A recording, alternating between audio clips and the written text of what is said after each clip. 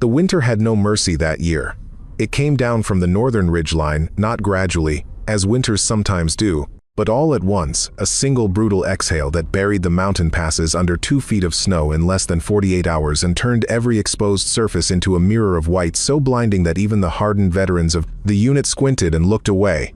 The armored vehicles parked along the tree line were reduced to black shapes, barely distinguishable from the rocks behind them, swallowed by a curtain of gray mist and drifting ice. The temperature had dropped to levels that made metal brittle and breath visible from 30 feet away. Nothing moved out there. Nothing dared to. On the frozen slope of Hill 14, pressed flat against the earth behind a mound of compressed snow, a young woman lay completely still. She had been in that position for over 2 hours. Her cheek rested against the cold stock of her rifle, her right eye fixed to the scope, her breathing measured and deliberate in through the nose, slow, controlled, out through barely parted lips. The wind shifted. She adjusted. The wind shifted again. She waited. 1,200 meters downrange, half hidden behind a ridge of black stone, a target existed that no one else in her unit had been able to locate with any certainty. She had located it 20 minutes ago. She was still deciding. Around her, invisible in their own positions, the men of the unit watched through binoculars and said nothing, because there was nothing useful to say. The shot was either possible or it was not. Either she could do it, or she could not. Most of them believed she could not. Then the shot came.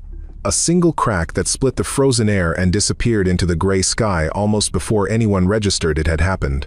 The echo bounced off the ridgeline and rolled down into the valley, and then silence, complete, absolute silence, the kind that fills a space after something irreversible has occurred. Every man in that unit stopped breathing. 3 seconds passed. 4.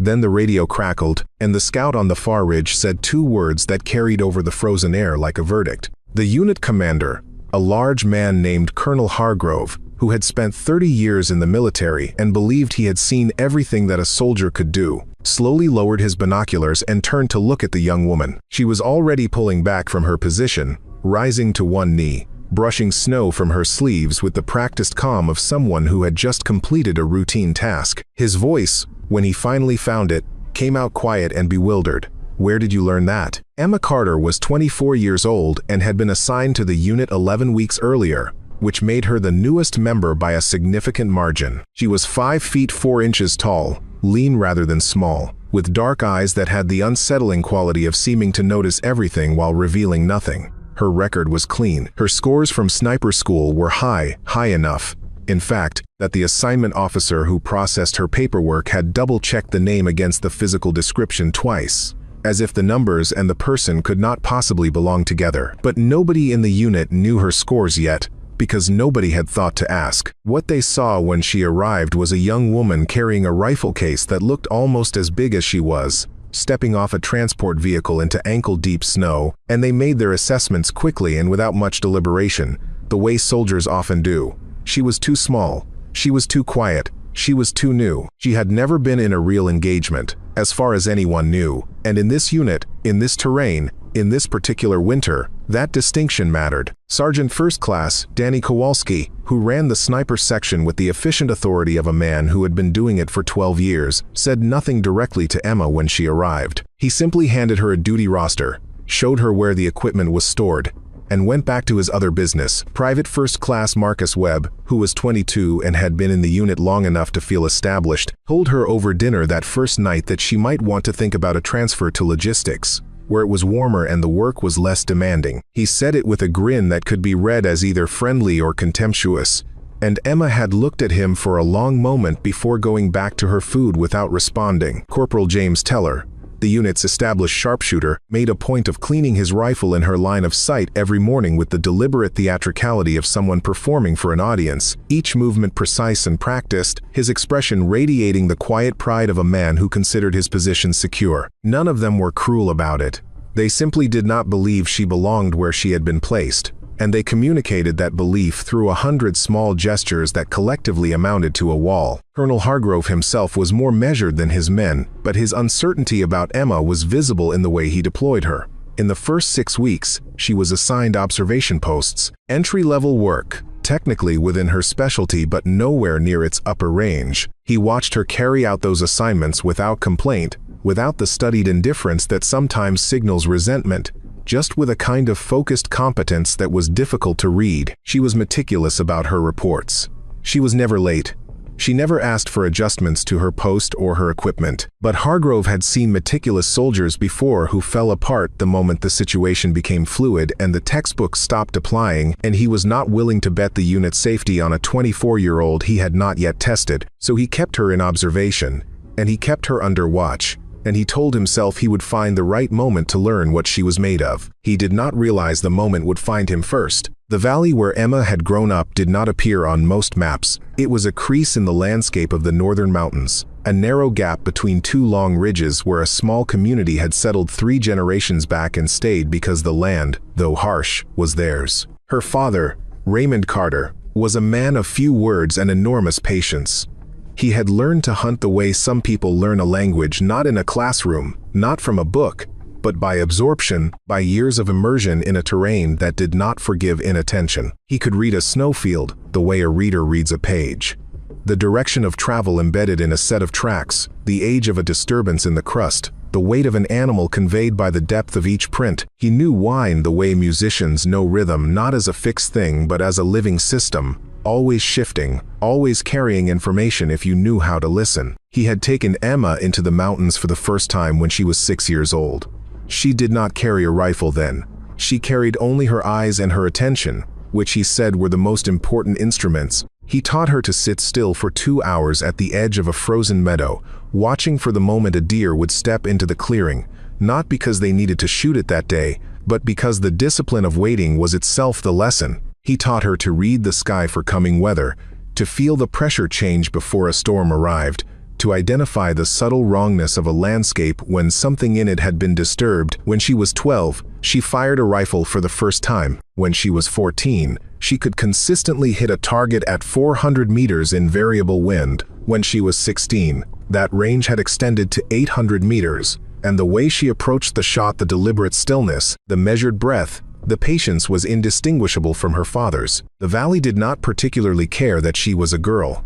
Her father certainly did not, but the broader world, represented by the school in the nearest town and the people who passed through it, had opinions about what girls were suited for, and those opinions were expressed in ways both direct and indirect. The substitute teacher who redirected her to a home economics class when she asked about the hunting club, the boys who laughed when she mentioned her scores at the range, the assumption, repeated in different forms throughout her adolescence, that the things she was good at were somehow borrowed from a category that did not belong to her. Raymond Carter listened to her describe these experiences at the kitchen table on winter evenings, and he said the same thing every time, with the same level calm, as if it were a fact as simple and immovable as the weight of a stone. Talent does not have a gender, he said. It has only practice and patience. You have both. She believed him because he had never said anything to her that was not true. He died in the early spring of her 17th year, of a heart condition he had known about and not mentioned, because he was the kind of man who did not burden the people he loved with things they could not change. He was 51. The loss was a physical thing, a removal of something structural from Emma's world that left everything else slightly less stable. She finished high school in a kind of deliberate forward motion, not because she felt normal, but because forward was the only direction she knew how to move. She enlisted at 18. By 21 she had applied to sniper school, and by 22 she had graduated near the top of her cohort. She never talked about her father to her instructors or her classmates. What he had given her was already inside the work. There was nothing to explain. On the 38th day after Emma's arrival at the unit, the situation in the valley changed. Intelligence came down from higher command indicating that a hostile sniper had been operating in the region for at least 3 weeks, targeting supply convoys and observation posts along a stretch of road that connected 2 forward bases. 4 men had been killed, 6 more had been wounded.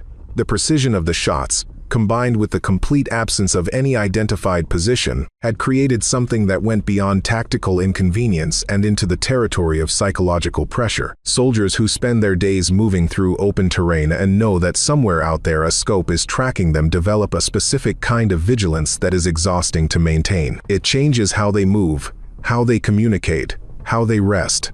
It changes everything. The unit received orders to secure the supply corridor and neutralize the threat. Colonel Hargrove assembled his senior staff and laid out what they knew, which was not much. The hostile sniper was operating somewhere in a 3-kilometer stretch of high ground east of the road. He, and everyone assumed it was a he, without any particular reason had fired 11 confirmed shots from positions that left no viable trace, each time. By the time a response team reached the suspected area, there was nothing. No brass. No disturbance. Just the snow and the rock in the wind. The man was good. Very good. Possibly the best any of them had encountered. The patrol schedule was adjusted. Extra eyes were posted. None of it helped. 3 days into the new assignment, Corporal Teller was moving between positions in low visibility when a single shot came from somewhere to the east and caught him in the shoulder. He survived, but the message was clear. The enemy knew their patterns. The enemy was watching. The shot that took Corporal Teller changed the unit's atmosphere in a way that was immediate and total.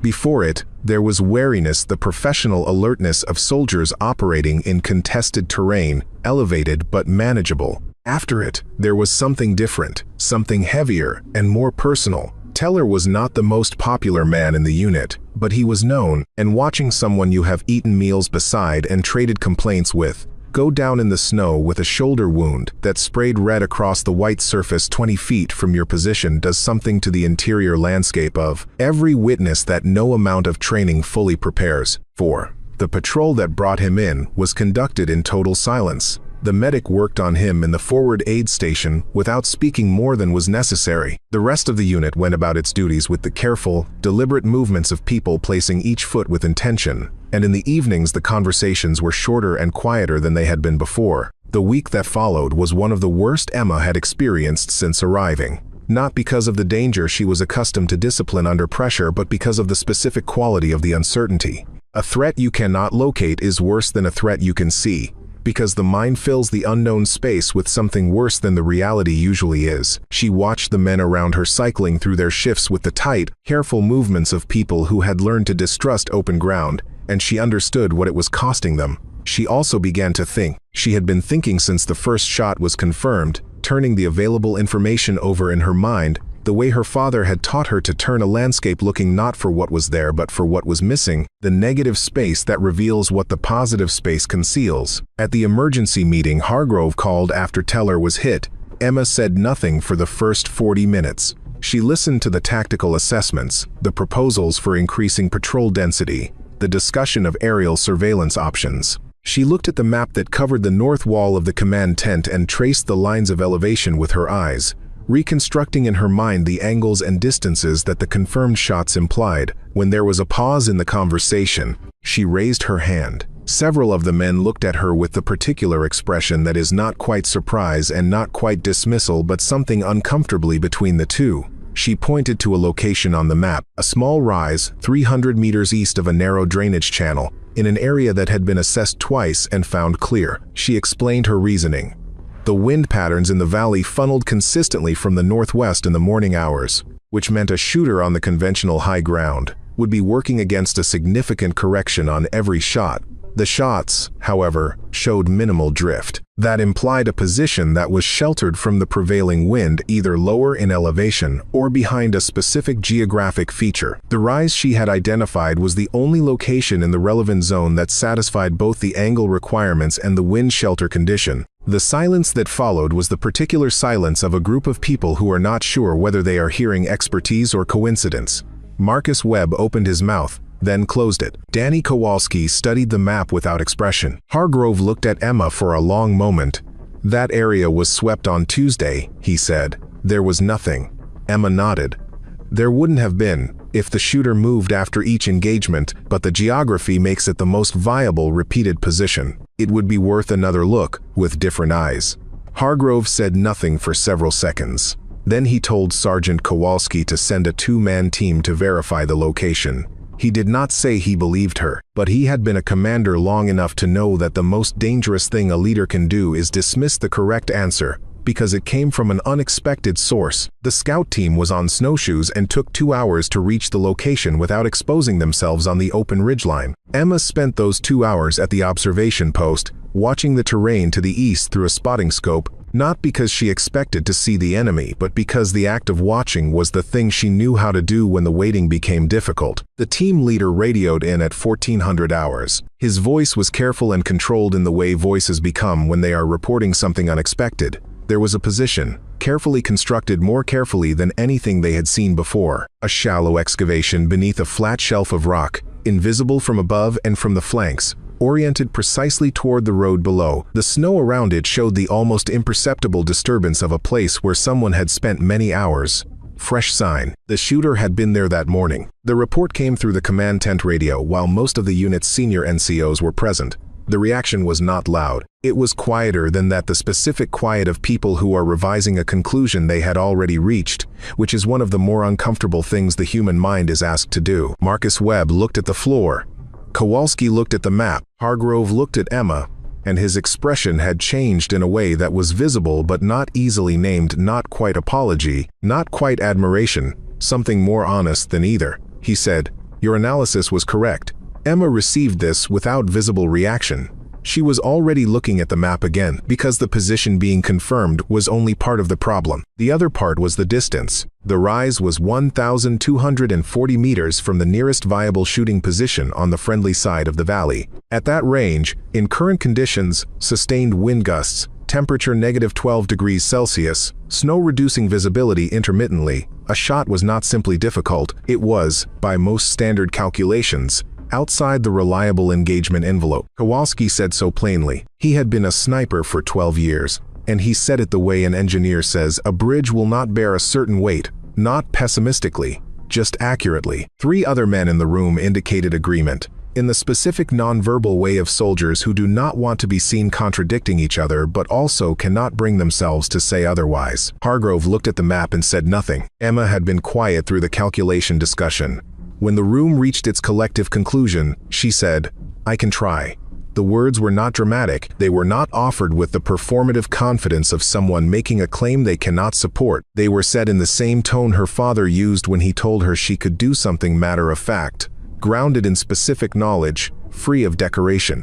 Hargrove looked at her steadily. He was aware of something shifting in the room, a change in the quality of the attention being paid to the young woman who 11 weeks ago had arrived with a rifle case that seemed too large for her. He said, "If you miss, the position is burned. He relocates, and we're back to zero." Emma said, "Yes." He said, "Do you want to walk me through your approach?" And she did. She spent 40 minutes preparing her position on the forward slope, moving with the deliberate patience of someone who understood that the preparation was not a preamble to the work, it was the work. She selected a natural depression in the snow behind a long, low shelf of frozen earth that provided concealment without elevation, oriented herself toward the target location, and began her calculations. Wind speed at the muzzle position, measured by a compact anemometer, averaging 11 knots from the northwest with gusts to 17. Estimated wind speed at mid-range, lower, sheltered by the drainage channel. Estimated wind speed at target, variable, partially blocked by the rock shelf that formed the enemy position. Temperature correction, applied. Barometric pressure, applied. Range, confirmed by her own laser measurement, 1,238 meters. Bullet drop at that distance, significant, requiring a holdover that she calculated to the nearest half-inch of adjustment. She made the scope corrections slowly, verifying each one. She checked them a second time, not because she doubted the first check, but because the habit of double verification was one of the things her father had built into her early and built deep. You check because the stakes justify the time. You check because the wind is a living thing that does not hold still for your convenience. You check because confidence and carelessness look identical from the outside, and the difference between them lies entirely in the quality of the preparation. She lay still for 7 minutes before taking her first breath cycle through the scope picture, letting her body temperature stabilize against the cold ground, letting the micro-tremors of movement dissipate from her muscles. The snow beneath her insulated jacket was packed and hard and communicated a cold that moved through the layers slowly, steadily, and she was aware of it the way you are aware of things that require management, not with fear, just with attention. Her heartbeat was measured and low. She had learned, over years, that the interior state of the shooter is not separate from the shot but is part of it, that anxiety communicates itself through the hands, through the hold, through the trigger press, in ways that are subtle but cumulative and ultimately decisive. She was not anxious. She was focused, which is a different thing entirely. Behind her, at a distance that would not disturb her concentration, 4 men watched through binoculars. Webb had stopped making expressions. Kowalski watched in absolute silence. Hargrove stood slightly apart from the others with his hands behind his back, his face unreadable, watching the young woman on the slope with the focused attention of a man trying to understand something he has not yet understood. None of them spoke. The cold was intense. The snow had reduced to a fine, dispersed dusting, not enough to block visibility, just enough to remind everyone present that the environment was indifferent to outcomes and offered no favors. Emma settled into her position, her breathing slowed. She had been in this exact internal space many times, not in a war, but in the mountains above her father's valley, in the gray light of early morning, with a deer standing at 400 meters and her father 6 feet to her left saying nothing, because she did not need him to say anything. The fundamentals did not change with distance. The fundamentals did not change with consequence. You breathed. You read the wind. You waited for the moment between heartbeats when the body was momentarily still. You applied what you knew. The wind shifted. She waited. The wind steadied. She made a micro adjustment to her hold. She exhaled half a breath and held it. Her finger, which had been resting against the trigger guard with the light, familiar pressure of long practice, moved inward by the precise measure of years. The shot broke cleanly. She rode the recoil without flinching, kept her eye to the scope, tracked the fall of the round across a distance that took almost 2 full seconds to cross, and saw the result before the radio confirmed it. In the observation post, no one breathed for 3 seconds. Then Kowalski, his binoculars still raised, let out a long, low exhale through his nose that was not quite a sound, just a controlled release of air, the involuntary exhale of a man who had been holding something inside that he did not expect to have to release. Webb lowered his binoculars and stared at the slope where Emma was already rising from her position, and his face had the specific blankness of someone whose mental model of a situation has just been structurally revised, not damaged, not destroyed, but rebuilt along different lines, which is a more disorienting experience than the language around it usually suggests. The radio crackled. The scout team on the far ridge transmitted their confirmation. Target down, no movement, shot confirmed. The hostile sniper who had operated in this valley for 3 weeks and killed 4 men and wounded 6 and bent the psychological posture of an entire unit had been neutralized by a single round, fired by the newest and least regarded member of the team, from a distance that the senior sniper in the unit had described as outside the reliable engagement envelope. Nobody celebrated. That was perhaps the most telling thing. There was no cheering, no raised fists, none of the release that sometimes follows a moment of high tension. What happened instead was quieter and more complicated, a collective exhale, a series of long looks exchanged between men who were all thinking roughly the same thing and all aware that thinking it was uncomfortable and necessary. The kind of silence that settles over a group when something has been demonstrated that cannot be undone and cannot be explained away, and the only honest response is to stand in it for a moment before moving on. Hargrove walked across the snow to where Emma was standing, brushing the white dust from her jacket, her rifle slung and her face calm. He stopped in front of her. He was a large man, and he looked at her for a long moment without speaking, the way people look at things they are trying to understand before they find words for them. When he spoke, his voice was quiet. The question he asked was not tactical. It was not procedural. It was something more personal than that, the genuine inquiry of a man confronting something that exceeded his expectations in a way that made him want to understand its origin. "Where did you learn that?" he said. Emma looked past him for a moment, toward the eastern ridgeline, where the winter mountains rose in their gray and white layers against a pale sky. She looked at them the way a person looks at something they have been thinking about for a long time and finally have an excuse to speak about. She said, "My father," and then, because the question deserved more than 2 words, she said the rest of it not because she needed to, but because it was true and because it was cold and because there were men standing around her who had spent 11 weeks being certain about something they had been wrong about, and she thought the truth might be useful to all of them. She told them about the valley, the narrow crease between 2 ridges where Raymond Carter had built his life with his hands and his patience. She told them about the frozen meadows at dawn, the hours of stillness, the snowfields that contained information if you knew how to read them. She told them about being 6 years old and sitting at the edge of a clearing for 2 hours without moving, not because anything was required of her, but because her father understood that discipline and attention are things you build slowly, the way you build anything that is meant to last. She told them about learning to read wind at age 9, not as a variable to be corrected for but as a living presence, a current of information moving through the landscape that told you things about the terrain and the weather and the animals inhabiting both. If you were willing to stop talking and listen. She told them about the rifle the first time she fired it, the feel of the recoil, her father's hand adjusting the angle of her wrist without comment, not because he thought she had done it wrong, but because there was a better way, and his wordless correction communicated it more efficiently than explanation would have. She told them about the schoolboys who laughed and the teachers who redirected her and the accumulated weight of being told, in different ways and different tones, that the things she was good at were not quite hers. And she told them what her father said about that. In the kitchen, in the winter, with the stove going and the wind pressing against the windows outside. Talent does not have a gender, she said. It has only practice and patience. She looked at Hargrove directly. He was right, and he always was. She did not say he was dead. She did not describe the loss. That part was not for them. But the men standing in the snow on Hill 14 heard something in her voice that told them the past she was describing had a finality to it. And several of them looked away at different points during the telling, which was its own kind of acknowledgement. Marcus Webb stared at the ground for most of it.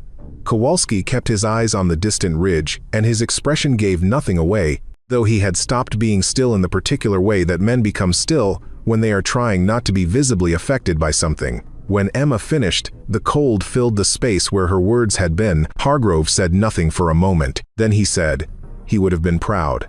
Emma received this the same way. She received everything without expression, but not without feeling. She simply nodded once and picked up her rifle case and began the walk back down the slope toward the unit's position, because the mission was complete and there was work to do. The story spread through the unit in the way that true things spread through closed communities, not through announcement or official communication, but through the accumulated weight of people repeating what they had seen to people who had not seen it, each retelling adding the specific gravity of a first-hand witness's conviction. By the following morning, every member of the unit knew about the shot.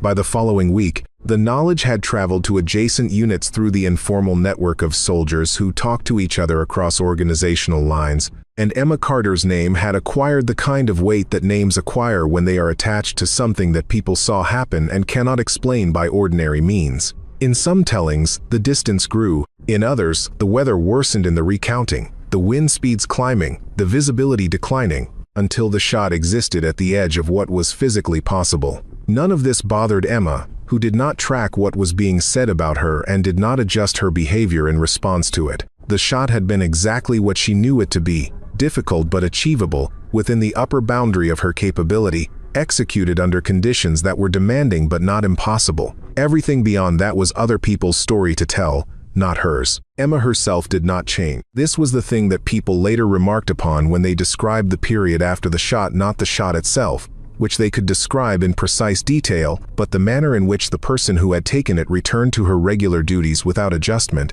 without the subtle inflation of bearing that success sometimes produces in people who have been underestimated. She was at her observation post the following morning at the same time she always was. She maintained her equipment with the same methodical attention. When she passed Marcus Webb in the corridor of the forward base and he stopped and said, quietly, that he owed her an apology, she looked at him for a long moment and then said, simply, just carry what you know forward, and continued past him, which was both less and more than he had expected, and left him standing in the corridor feeling that something had happened that he would think about for a long time. It was Sergeant Kowalski who approached Hargrove first about the change in Emma's role. He did it in the direct, economical way that he did everything, standing in the doorway of the command post with his hands in his pockets and saying that he thought it was time to integrate the sniper element more formally, with Carter in a primary role rather than a supplementary one, because the unit's capabilities in that area were being underdeployed. Hargrove said he agreed. What he did not say, because it was not the kind of thing he said, was that he had been thinking about his conversation with Emma on the slope for several days, and that something in what she had described, the patience, the years of accumulated knowledge, the way she had stood in the snow and talked about her father without asking for anything, had shifted something in how he understood the people who served under him. He had commanded soldiers for 30 years and believed he was a fair assessor of capability, and he had been wrong about this one in a way that was specific and instructive.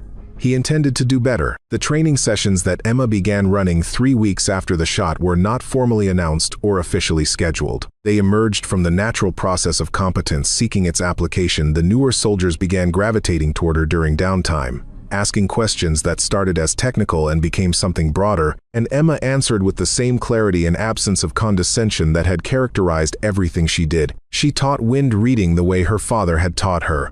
Not as a mechanical correction process, but as a relationship with an environment, an ongoing conversation between the shooter and the air moving around the target. She taught patience, not as the suppression of action, but as the recognition that the right moment exists and that the job of the shooter is to be present for it when it arrives. She was particularly attentive to the soldiers who struggled most visibly, not because they were the least capable, but because difficulty, in her experience, was often the place where the most important learning was happening, and those were the people who needed the most specific and honest attention. Private Danny Ochoa, who was 19 and had been struggling with his qualification scores for 2 months, sat with Emma for 3 hours one afternoon on the back slope of Hill 14, not firing, just observing the landscape through a spotting scope while she described what she was seeing. She talked about the way terrain channels wind without moving, the way elevation affects temperature at the muzzle versus the target, the way the angle of late afternoon light changes shadow depth in ways that alter perceived distance. She did not talk down to him, and she did not rush him. When he asked questions, she answered them completely and without the impatience that subject matter experts sometimes show toward beginners, because she remembered what it was to be a beginner, and she remembered her father's patience, and she understood that impatience is not a sign of expertise but of its absence. He later told Webb that he had learned more in those 3 hours than in his entire previous training on range estimation, and that what he had learned was not really about range estimation at all, but about paying a different kind of attention to what was already in front of him. This is the thing that good teachers do. They do not simply transfer information but teach the mechanism by which information becomes understanding, which is a rarer and more difficult gift. Hargrove gave a formal commendation at a unit assembly 6 weeks after the shot. He read it in the plain, steady voice he used for official communications, without embellishment, but the words themselves had a quality that went beyond standard military citation language. They named specifically what Emma had done, which was to apply knowledge patiently acquired over a lifetime to a problem that others had concluded was unsolvable, and in doing so, to demonstrate that the correct assessment of a soldier's capability requires actually watching them work rather than deciding before the watching has occurred. He did not say that the unit had been wrong about Emma Carter. He did not need to. Everyone present had already said it to themselves. Emma stood at attention through the commendation in the same posture she stood at attention for everything, her face still, her eyes forward, her expression giving away nothing that was not supposed to be given away. When it was over, she received the handshakes and the quiet words of the men around her with the same measured composure she brought to every interaction, neither warm nor cold, just present and real, the particular quality of someone who does not need the approval she is receiving but can accept it without pretending it means nothing. The package arrived 3 weeks after the commendation, sent from her aunt in the valley, the sister of Raymond Carter, who had kept Emma's childhood home intact and managed the few possessions her father had left. It was a flat cardboard box, secured with tape that had partially failed in the cold during transit, the corners dented, the surface marked with the stamps and labels of military mail forwarding. Emma brought it back to her bunk and sat with it for a while before opening it, which was a thing she sometimes did with significant things, gave them a moment before the moment, a small space of preparation. Inside the cardboard was an old wooden box, the kind that might have held tools or dried goods or anything, its surface worn smooth and darkened by decades of handling. The hinges were original hardware, slightly rusted. She had never seen it before. Inside the wooden box were 2 things. The first was a photograph Raymond Carter at perhaps 35 years old, standing on a hillside in summer, squinting into the sun, his rifle slung, his posture relaxed in the specific way of a man who is completely at home in the place where he is standing. Emma recognized the hillside. She had spent 100 mornings on it. He looked younger than she remembered him, and looking at him young was a different kind of loss than looking at an empty chair. The second object was an envelope, sealed, with her name on the front in her father's handwriting, a careful, deliberate script that she had seen on notes left on kitchen tables, and lists of things to bring into the mountains, and once on a birthday card that she had kept for years before losing it in a move. The envelope had not been opened. It had been waiting, apparently, for someone to know when the right time was to send it. She opened it carefully, preserving the envelope itself. The letter inside was 2 pages, written on both sides in the same careful script. She read it in the silence of her bunk, with the winter wind pressing against the exterior walls of the structure and the light from a single lamp making a small warm circle around her and everything else in shadow. She read it slowly, not because the handwriting was difficult to read. It was not, but because she wanted to take each sentence at its proper weight, rather than rushing toward the end. The way you rush toward the end of things when you are afraid that arriving there will diminish something you needed the journey of. His voice was in every line, unhurried, direct, free of decoration. The same voice he used when he was teaching her something difficult, and the same voice he used when he was saying something simple, because he made no distinction in manner between the important and the unimportant, only in the attention he gave. He had written it when she was 14. He had given it to his sister and told her to send it when the sister felt the time was right, which was a typical Raymond Carter approach to things, trusting the people he loved to make the call he could not make for himself, because he understood that the right moment for a thing is not always the moment you would choose, but the moment that the life you have built for someone else has arrived at naturally on its own terms. He wrote about what he had seen in Emma when she was young, the stillness, the patience, the way she inhabited difficulty without being defeated by it, the specific quality of her attention that was different from mere focus, that was more like a whole-body orientation toward whatever she was trying to understand, as if the rest of the world temporarily receded and the thing in front of her became the only thing. He wrote about his own father, a man Emma had never met, and what that man had passed on to him, and the specific pleasure of watching it pass again, transformed but essential, carried forward through the generations the way knowledge that matters always is, not perfectly, not identically, but recognizably, with the original shape preserved under the variations. He wrote about the mountains, what they meant, what they had given him, what they had taught him about the relationship between silence and understanding, and how he hoped she would always have mountains somewhere in her life, because he believed that people who grow up in high country carry something in them that the rest of the world cannot provide as a substitute, some orientation towards scale and patience, and the endurance of things that become structural. And at the end, in the last paragraph, in the same plain and certain tone he used for everything that was true, he had written, "One day you will make the world see your worth, not because you need its approval, but because what is real has a way of becoming visible, no matter how long it takes, no matter who tries to look away. I have never doubted it. I do not doubt it now. I love you more than I know how to say." Emma sat with the letter for a long time. The wind outside continued its argument with the walls.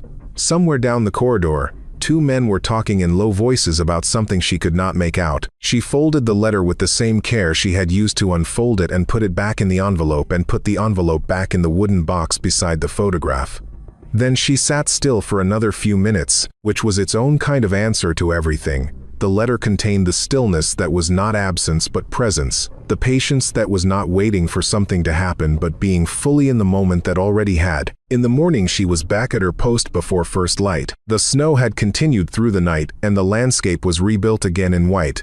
The angles and features of the terrain slightly altered by the new accumulation, everything familiar made slightly strange in the way that heavy snowfall always makes the familiar strange. The sky in the east was beginning to separate the hard black of deep winter night, giving way to the gray violet of a dawn that was still 40 minutes away but already making its intentions known. Emma stood at the edge of her position and looked at the ridgeline and the valley below it and the long sweep of white ground between them, and she thought about her father the way she often did in the quiet moments before work, not with grief, which had had its time, but with something that had no better name than gratitude. The specific gratitude of a person who has been given something essential by someone who is no longer there to see how it was used. She did not smile because of the shot that had changed how the unit saw her. She did not smile because of the commendation or the changed expressions on the faces of the men who had dismissed her. Those things were real, and they mattered in their way, but they were not the thing. The thing was simpler and more permanent. She had stood in a field of snow with a rifle and done exactly what she knew how to do, exactly what he had taught her, and it had been exactly enough. She had proved nothing about women or soldiers or what small people can do in large situations. She had proved only what Raymond Carter had been telling her since she was 6 years old, and sitting at the edge of a frozen meadow learning to be still. That talent is real, that patience is real, that the knowledge you carry inside you does not diminish because others fail to see it. It waits. It is there when the moment requires it, and the moment, eventually, always comes. There is a particular freedom in that understanding, not the freedom of having nothing to prove because there will always be another room, another introduction, another set of eyes that have already decided, but the freedom of knowing that the verdict of those eyes is not the verdict that matters. What matters is the thing you can do when the wind shifts and the distance is wrong and everyone around you has already concluded that the attempt is impossible. What matters is whether you know yourself well enough and trust yourself deeply enough to reach into the accumulated knowledge of your life and apply it with steady hands and a quiet mind. Emma Carter knew herself that way. Raymond Carter had made sure of it. Across the years and the seasons and the mornings in the snow, one careful lesson at a time, with the patient certainty of a man who understood that the most important things you give to the people you love are not objects or instructions, but the internal architecture they will use to build their lives long after you are gone. The sky in the east went from gray to pale gold at its lowest edge, and the ridgeline emerged from the darkness in its true shape, the snow on its upper face catching the first light and holding it in a long, continuous gleam that was neither warm nor cold but simply there, simply present, the way real things are present, regardless of whether anyone is watching. Emma picked up her rifle. The day's work was beginning. She carried what she knew forward, the way she had always carried it, the way he had taught her to carry it without ceremony, without announcement, with only the quiet and sufficient certainty of a person who knows exactly what she is made of and where it came from.